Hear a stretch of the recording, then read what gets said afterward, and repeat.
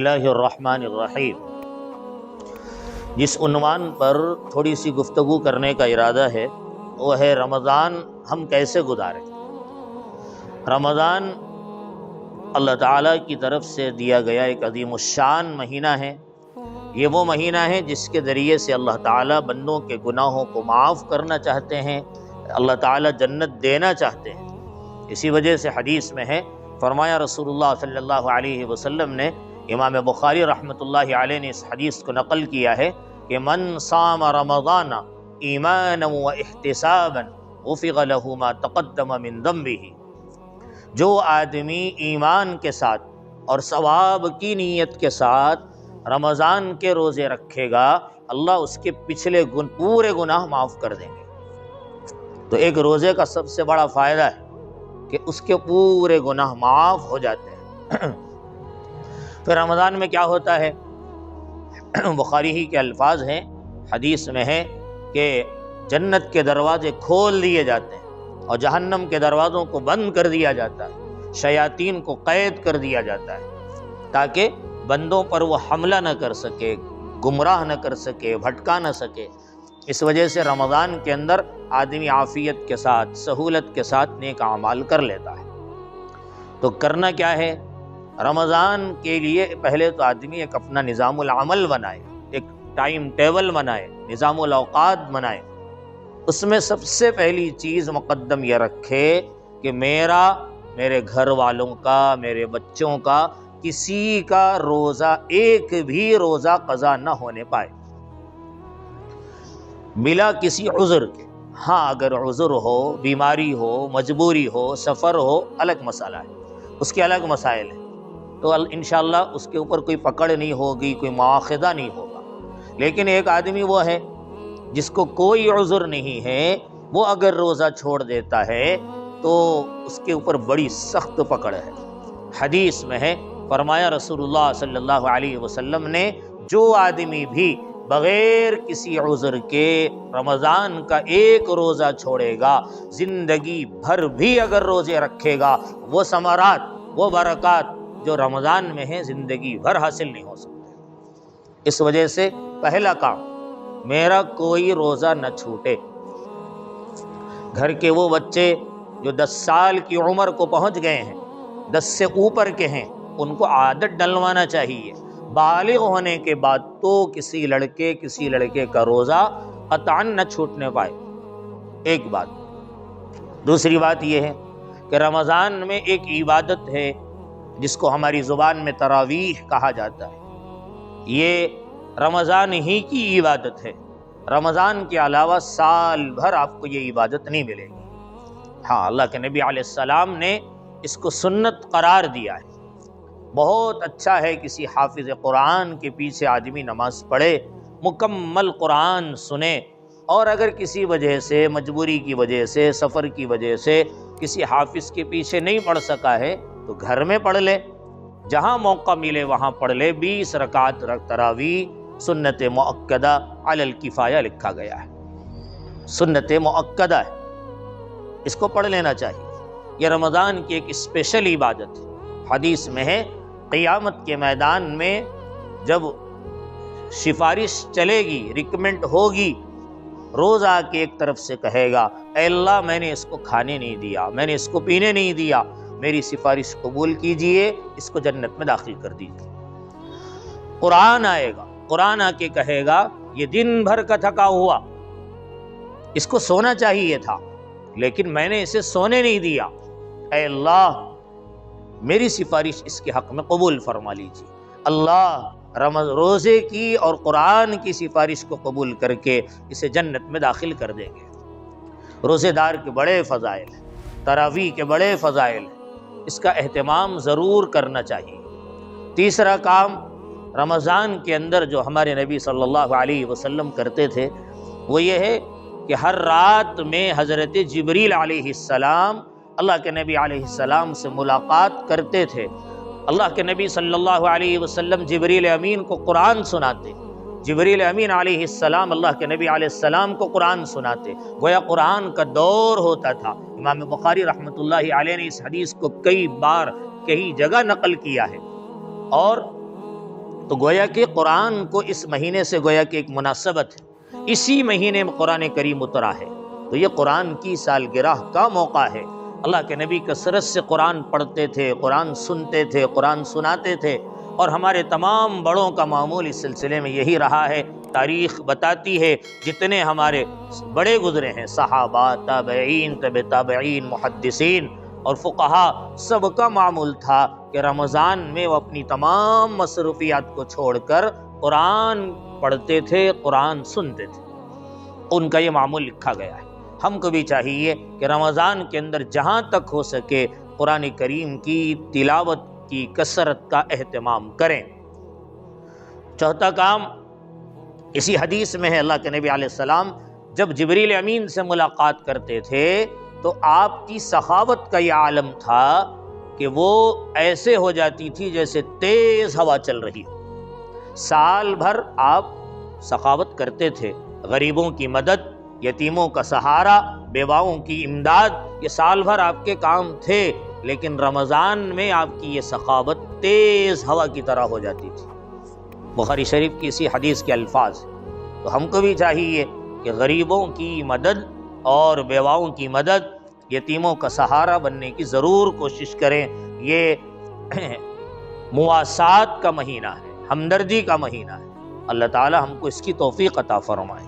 اس کے علاوہ رمضان کے اس مبارک مہینے میں دعائیں قبول ہوتی ہے۔ ترمذی شریف کے حدیث سے معلوم ہوتا ہے کہ افطار کے وقت روزے دار کی دعا اللہ ضرور قبول فرماتے ہیں۔ افطار کے موقع پر ضرور دعا کرنا چاہیے۔ ہماری اکثر خواتین اس معاملے میں بہت پیچھے ہے، وہ وقت ان کا کچن میں گزر جاتا ہے۔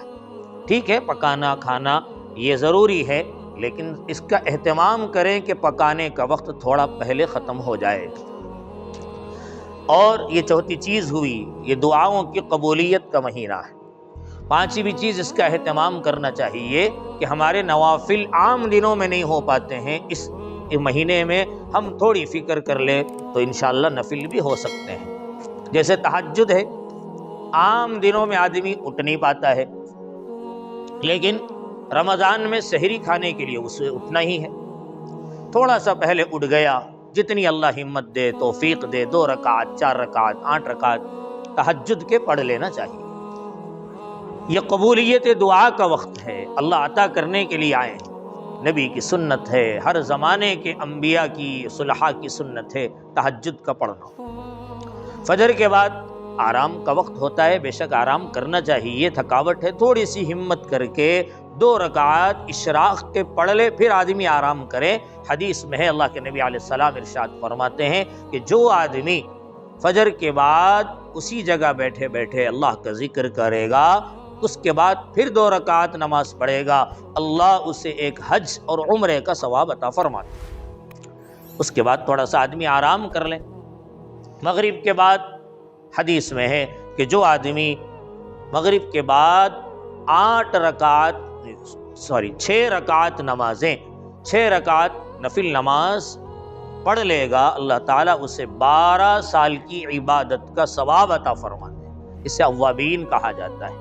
ہمت ہو تو اسے بھی کر لینا چاہیے، یہ کرنے کے کام ہے۔ اور جو نہیں کرنے کا کام ہے وہ یہ ہے کہ روزے کی حالت میں گناہ نہ ہو۔ روزہ صرف اس کا نام نہیں ہے کہ آدمی کھانا پینا چھوڑ دے، روزہ آنکھ کا بھی ہوتا ہے، روزہ کان کا بھی ہوتا ہے، روزہ زبان کا بھی ہوتا ہے۔ زبان سے گالی نہ نکلے، زبان سے غیبت نہ نکلے، زبان سے کسی قسم کی کوئی فحش بات نہ نکلے، آنکھ غلط چیز نہ دیکھے، کان غلط بات نہ سنے۔ آج ہم اس سلسلے میں بہت غافل ہیں۔ روزہ بھی ہے، غیبت بھی ہے، روزہ بھی ہے، آدمی فون پہ سیریل بھی دیکھتا ہے۔ یعنی اس فون نے امت کو برباد کر دیا۔ ہمارا مشورہ یہ ہے، اگر صحیح استعمال کرنے کی ہمت اور طاقت نہیں ہے تو 1 مہینے کے لیے سوشل میڈیا کو، نیٹ کو بند کر کے پھینک دینا چاہیے۔ اگر ہمت ہے، صحیح چیز استعمال کر سکتے ہو تو ٹھیک ہے، ورنہ اسے بند کرنے میں عافیت ہے۔ وہ ہمارے ہاتھ کی انگلیاں، ہمارے نوجوان بچوں کے وہ ہاتھ کی انگلیاں جو قرآن کے پاروں پہ اور قرآن کے اوراق کی سطروں پہ چلتی تھی، آج وہ فون کی اسکرین پہ، ٹچ پہ چل رہی ہے۔ اللہ حفاظت فرمائے، گناہ نہ ہو۔ ورنہ حدیث میں ہے اللہ کے نبی نے فرمایا بہت سارے روزے دار ایسے ہیں جن کو سوائے بھوکا رہنے کے کچھ نہیں ملتا ہے، اور بہت سارے رات کے قیام کرنے والے ایسے ہیں جن کو سوائے کھڑے ہونے کے کچھ نہیں ملتا ہے۔ مطلب عبادت کا، روزے کا کوئی ثواب نہیں، قیام اللیل کا کوئی ثواب نہیں۔ یہ اہم کام ہے جس کی طرف کرنے کی، توجہ کرنے کی ضرورت ہے۔ آخر میں ایک دو باتیں عرض کر کے میں اپنی بات ختم کروں۔ رمضان کا اخیر کا عشرہ، رمضان کا اخیر عشرہ، حدیث میں ہے اللہ کے نبی علیہ السلام اعتکاف فرمایا کرتے تھے۔ تقریباً ہر سال مدینے میں آپ نے اعتکاف فرمایا۔ آپ اعتکاف کیوں کرتے تھے؟ اعتکاف کرنے کا ایک بڑا مقصد یہ تھا کہ شب قدر کی تلاش کی جائے۔ 21، 23، 25، 27 اور 29 میں شب قدر کو تلاش کرنا چاہیے۔ ہمارے علاقے میں عجیب معاملہ ہو گیا ہے بدقسمتی سے، یا کہیے کہ پرانے لوگوں کی ذہن میں یہ بات بیٹھی ہوئی تھی کہ شب قدر صرف ایک رات میں ہوتی ہے، 27 بس۔ حالانکہ ایسا نہیں ہے۔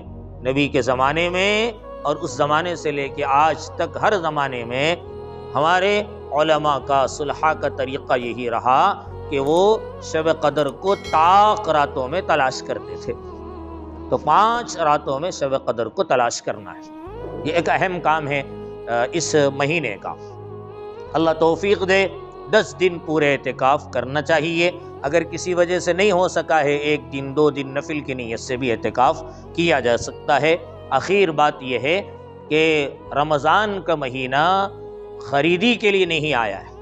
بعض لوگوں نے، بہت ساری ہماری خواتین اور بہت سارے مرد بھی، جیسے ہی اخیر عشرہ شروع ہوتا ہے وہ بازاروں میں نکل پڑتے ہیں۔ صاحب وہ راتیں جس میں شب قدر تلاش کرنا تھا، چپل اور جوتے تلاش کیے جا رہے ہیں، وہ مبارک راتیں جس میں اللہ کو تلاش کرنا تھا، جنت کو ڈھونڈنا تھا، اس میں چوڑیاں اور کانٹے تلاش کیے جا رہے ہیں۔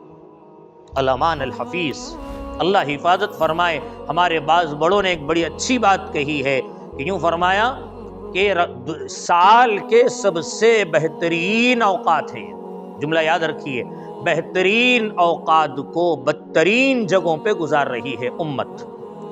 بازار بدترین جگہ ہے، ان سال کے بہترین ایام کو بدترین جگہوں پہ گزارنے کا یہ سسٹم ختم کرنا چاہیے۔ رمضان کی عید کے لیے نئے کپڑے پہننا یہ ضروری نہیں، فرض نہیں، واجب نہیں، سنت نہیں۔ ہمارے نبی علیہ السلام کی کئی عیدیں ایسی گزری ہے جس میں آپ نے نئے کپڑے نہیں پہنے۔ اگر خریدنا ہی ہے تو عید سے پہلے، آپ رمضان سے پہلے خرید لیجئے۔ اگر نہیں خریدیں گے کوئی حرج نہیں، سنت کے خلاف بھی نہیں ہوگا، لیکن اس کے لیے اخیر عشرے کی مبارک راتوں کو برباد کرنا یہ رمضان کے اخیر عشرے پر ایک ظلم ہے۔ اللہ ہم سب کی اس سے حفاظت فرمائے۔ اللہ ہم سب کو رمضان کے مہینے میں عبادات کی، دعاؤں کی، تلاوت کی اور توفیق نصیب فرمائے۔ اللہ ہم سب کو بازاروں کی زینت بننے سے محفوظ فرمائے۔ وآخر دعوانا ان الحمد للہ رب العالمین۔